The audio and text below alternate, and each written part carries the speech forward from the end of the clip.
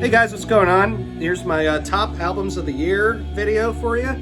We're going to start off with 15 honorable mentions and then the actual top 15 of the year.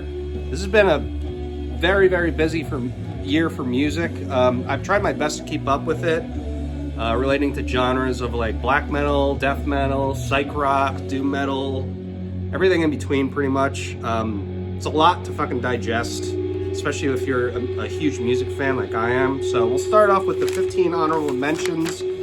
I don't have any of these in physical format because, I don't know, I just don't. But yeah, first one is Big Brave with the Chaos of Flowers.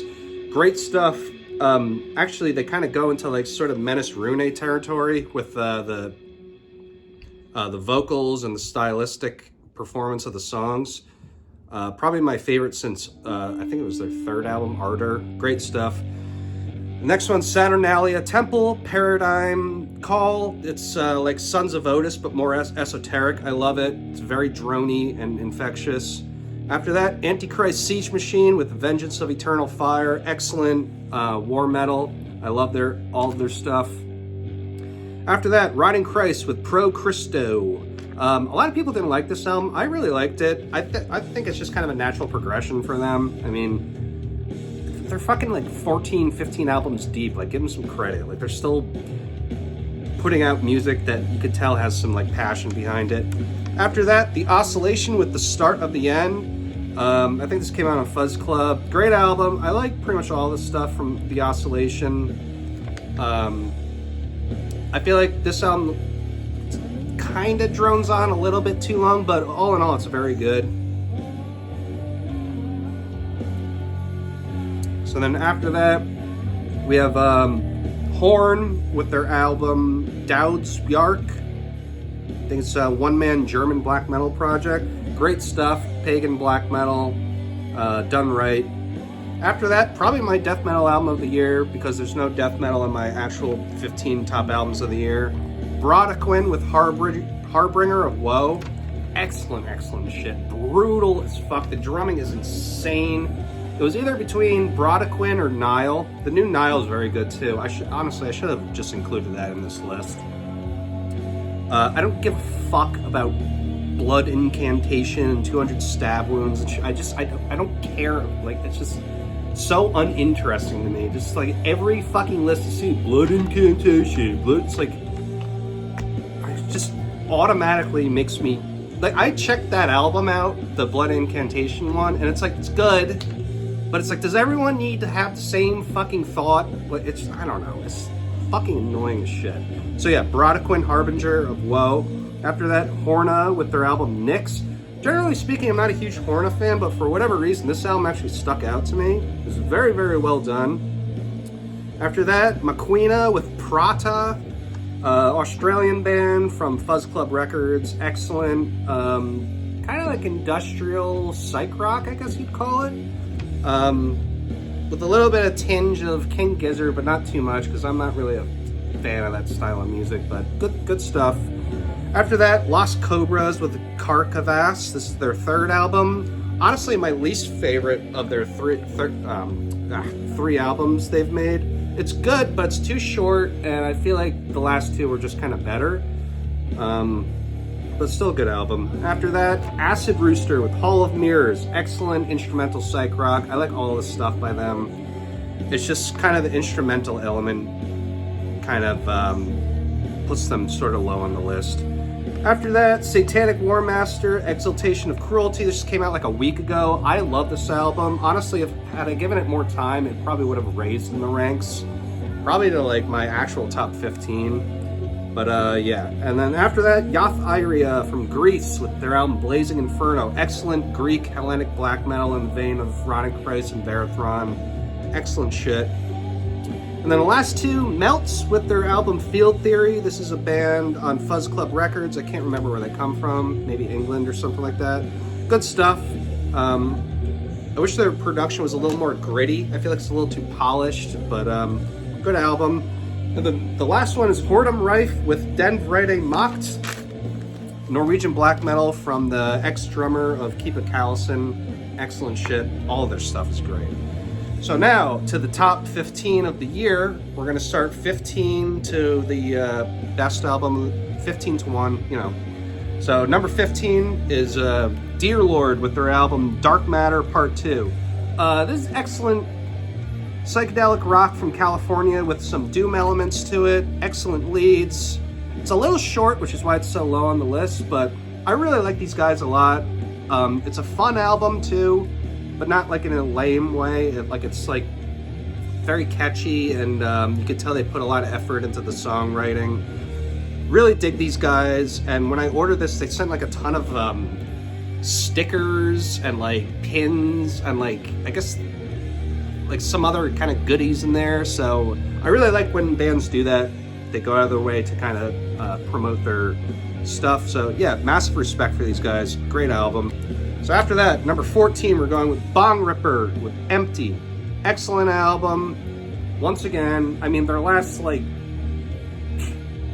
what's it been, 3 or 4 albums have been like absolutely fantastic.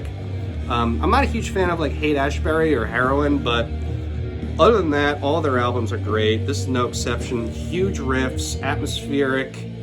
Yeah, what can you say? Just great stuff.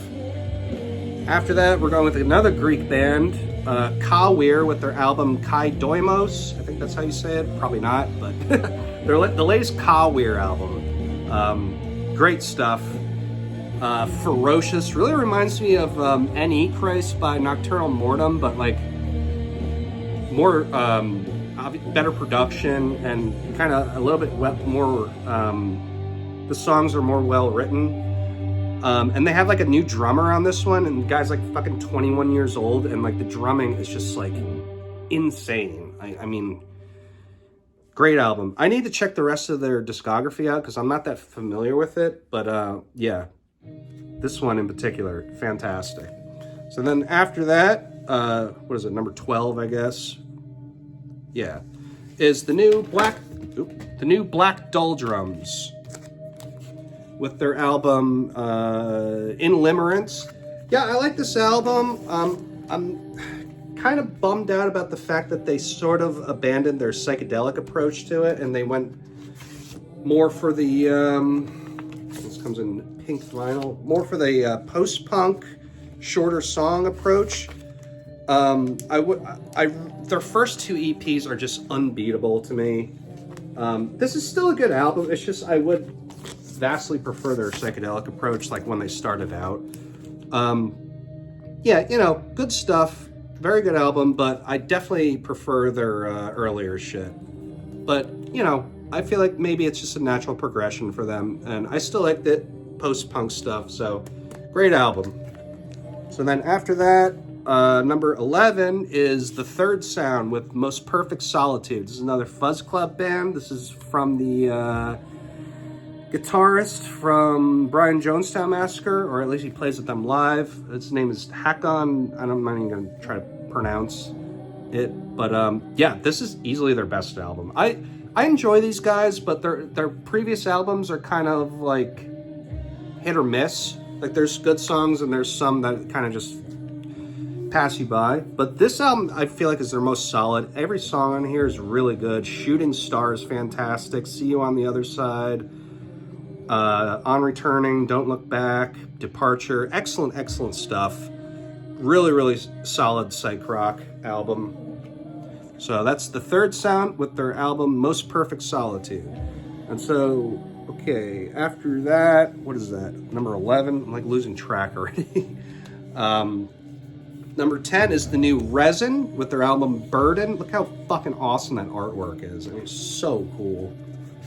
I think this is colored vinyl too. Yeah, look at that. That's awesome. Yeah, very good album. I don't like it as much as the last album. What was the last album called? Solace, I think. And it had a very similar artwork style. This one's a bit shorter and not as atmospheric, but it's still very well done. The production's great. I love songs like Collapse and Chasm is great, and yeah, it's a very solid album. Is it the best in their discography? No, but it's very solid, and their style is very unique. There's not really any other band doing their style currently, so they really stand out that way, which is why they always make the top lists for me of the year. And they're a very active band. They're always touring, they're always playing. So yeah, this is an excellent album. Psychedelic doom metal. Resin with their album Burden. Excellent stuff. So okay, after that, I'm already losing 15, 14, 15, 20. Okay, so number 9, I guess this is. I don't fucking know. I'm just gonna relay these albums to you, and if I get the numbering wrong, whatever. This is a band from China with their debut full length. Hold on. Sorry.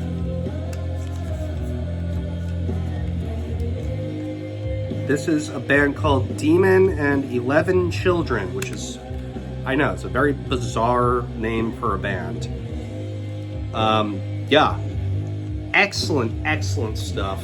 I don't even remember how I found out about this band, but it's like Electric Wizard worship with excellent tone on the guitar and bass and production and everything, with a female vocalist that does a very good job. Yeah, it's a very solid album. I really hope these guys continue doing what they're doing, because I see a really bright future for them as far as creating music in this style. It's very similar to bands like current bands like, Sloth and I mean, really, who else is playing like bona fide like Electric Wizard style music nowadays? I mean, I can't really think of anybody, but that's why I like this album so much, is because no one's really doing it. And yeah, it's very, obviously Sabbath influence, but again, it all comes down to the tonality and the atmosphere, and just the aesthetic of it. I mean, it's a really interesting packaging, because they send you the CD with a bunch of stickers, which I love, and then the booklet is really cool. There's a lot of like this kind of like almost like Rob Zombie type stuff, which is great. And then they send you like these cards, which I don't know like what or why they made them for, but it's just cool, like the extra packaging. Yeah, I love these guys. I can't wait to see what they put out next. I really enjoy this album. I love anything like Electric Wizard, Windhand type worship, anything esoteric, occult themed, but it's got to have that right tone. It's got to have the right vocals, So then after that, I don't know what the fuck number we're at. What, 8 or something? Yeah, I think 8. The new Departure Chandelier. I love this album. I love everything by these guys, and this one is no exception. I love the atmosphere of the Napoleonic French, just like drenched in occultism and like rancid like elitism and shit like that of the era. Yeah, so this is kind of like a super group. I think like there's a guy from Akitsa in this band. I want to say there's a guy from like Ashpool or something. I could be wrong, but yeah, this is a relatively new project. Great raw black metal. There's a lot of like early Burzum influence, a lot of those early second wave band kind of influences on here. But yeah, like you have songs like Hard as a Coffin Nail. That's a classic. Everything else on here is great. I love this album, and like I said, I love everything they do. They have one other full length and then like 2 EPs or something like that. Very well done black metal. Excellent stuff. So then after that, what is this, number 7? This is the only one I don't have on physical format, because I put it off because it's so easy to acquire. But so I'll just use this in place of it. This is the new 1349 with Wolf and King. A lot of people didn't really like this one too much. I thought it was fantastic. They kind of like abandoned their thrash style to the music and went full on black metal. Because their last like 2 or 3 albums have just been like, DB, thrashy riffs, which is fine. Like, I like it, but I really like how they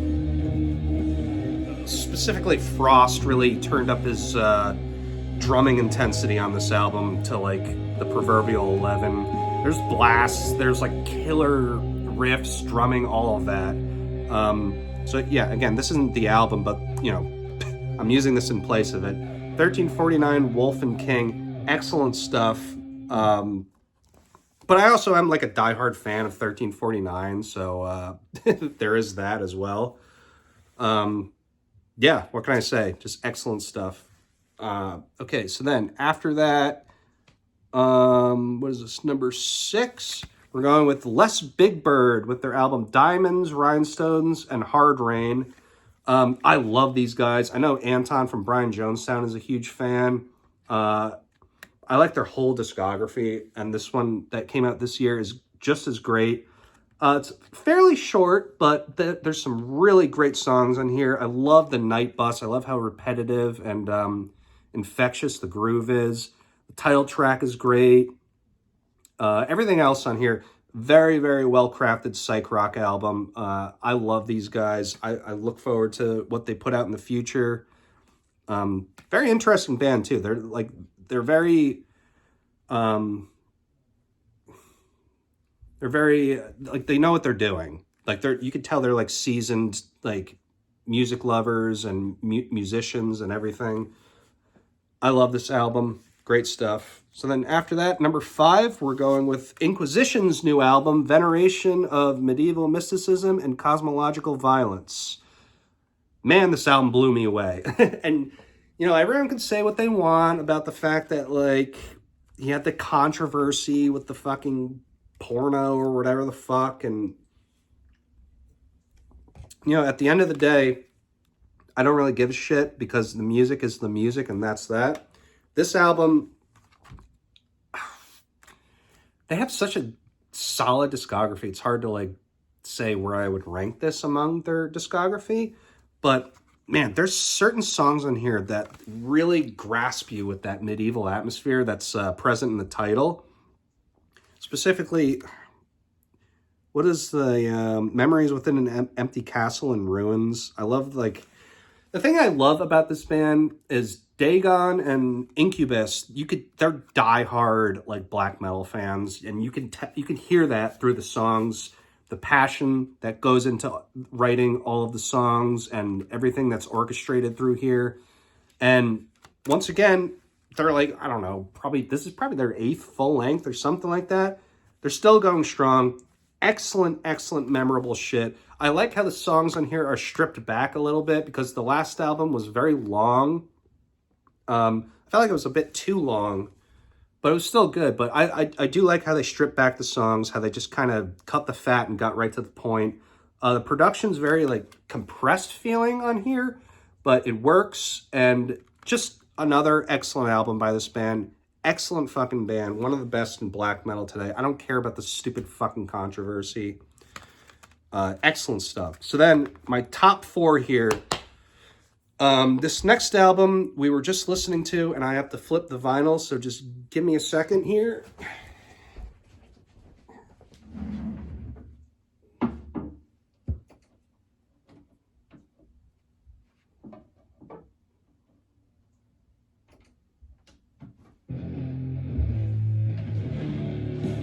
Okay. So, sorry about that. Number 4 is a band from Germany called Devar. This is their 2nd album. When I first heard this, I was like, it's just like Windhand Worship. It's kind of like, yeah, I don't like talking shit, but it's like that band from Italy, Haunted, where it's like you hear it and you're like, it's just Windhand Worship, nothing special. But I gave this a couple more spins and I was like, wow, this is actually really fucking good. Like, I mean, you know, it's basically completely Windhand Worship. Like, they may throw in other influences like Sleep and fucking shit like that, but it's calling a spade. But this band couldn't have come up at a more perfect time because Windhand hasn't done shit since like 2018. I mean, let's be honest. So it's really refreshing to hear this, and they do it really well, and her vocals are fucking fantastic. So for those of you who don't know who Windhand is, it's psychedelic doom metal with like kind of like an occult kind of tinge to it. And these guys do that style perfectly. They pull it off. This album's phenomenal, absolutely phenomenal. I've been spinning this like all the fucking time since I've heard it, like probably like a month or two ago. I was a little late to the game, but it's hard to keep up with these newer bands, like I said in the beginning of the video, so whatever. But yeah, excellent, excellent shit. Specifically, Lilith's Lullaby. That song in itself is just like, that can go against like almost any of Windhand's best songs as far as I'm concerned. Pay to Pray is excellent. Amber Eyes, what we're listening to right now, excellent. Like I said, it's complete Windhand worship, but I love it. I'm a huge Windhand fan, so this was right up my alley. Yeah, again, excellent shit. So now, my top 3 albums. Number 3 here, we're going with A Place to Bury Strangers with their album Synthesizer.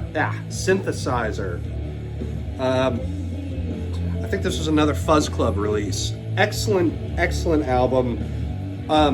For those who don't know about this band, it's kind of like, I don't even know how I would describe it. It's psychedelic rock mixed with some elements of noise, mixed with some industrial. I don't know, there's a very unique sound. And for those who haven't seen these guys live, do yourself a fucking favor and go, because they're always playing shows in this country and in Europe and whatever.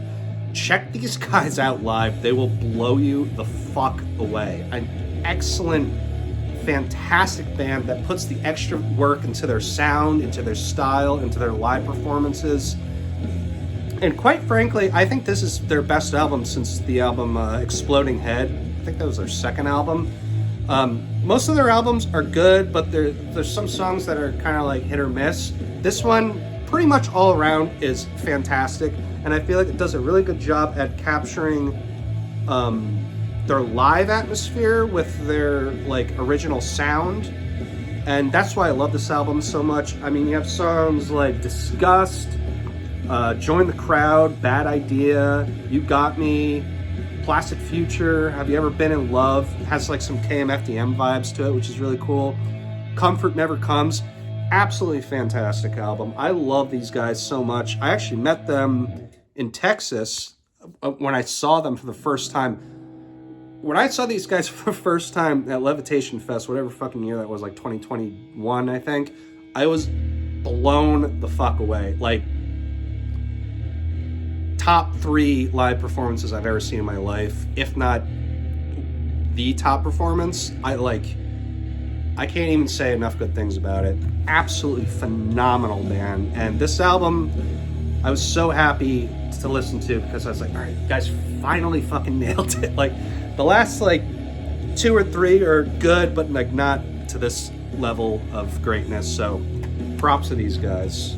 So that's number 3, A Place to Bury Strangers with their album Synthesizer. And so, last 2 here. Number 2, and this was a toss-up because these last 2 are like, holy fuck in their own way. We are going with Slipped with, I don't know, Ilion, whatever. This came out really early in the year, which is unfortunate because I feel like a lot of people have just kind of passed this up. It came out in like January, I want to say like February or something like that. I can't say enough good things about this album, and I know I say that about all the previous albums. Absolutely genius fucking album. Genius. I mean, these guys outdid themselves. Like, I don't even know where you go from here. Every song in here is so masterfully orchestrated, and you could tell they put 110% into the riff writing, the bridges, everything. I mean, the drumming, the guy is just, you could tell he pushes himself to the 10th degree. The guitar writing, the tones, the vocals, outstanding fucking album. I mean, and funny thing is, the album before this really blew me away as well. And I was kind of in the same position I am now, and I was like, where the fuck do you go from this? I think it was called Uman or something like that. It came out 2020. And they released this, and I was like, I don't know how they fucking do it, but absolutely phenomenal band, phenomenal album. These guys deserve all the fucking credit they get and more, because not enough people know about this band. Not that I really want people to that much people to know about them, because I don't want them to get like ruined and the whole mainstream fucking trap of all that shit. But if you haven't checked out this band, if you're a fan of even like metal, the like Fuzz Club bands, Place Very Strangers, psychedelic rock, any of that shit, check this album out, and please put the time in to listen to these songs. It is a work of fucking genius. Like, I can't say enough good things about this. I will be buying this on vinyl. It's just I haven't, had the funds to get it yet. But I saw these guys at Levitation Fest in, I want to say 2023, 2022, one of those, and they fucking blew me away. They're a three-piece. I think the bassist and the guitarist are brothers, and then there's the drummer. Just one of the best bands out there today, bar none. Yeah, I can't say it. You know what I'm going to say, but excellent, excellent shit. So then, the last one, number 1. Passage to Heaven, D. Berg. Doesn't get any better than this. It's just,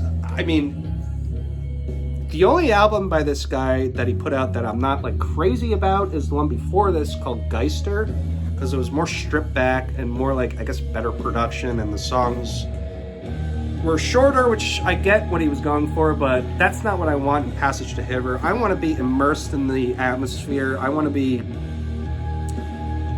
that same feeling of like when I first heard like Burzum or the first Drudka album, stuff like that. And he does that on here and more. Just completely spiritual experience. I know it sounds cliche nowadays, but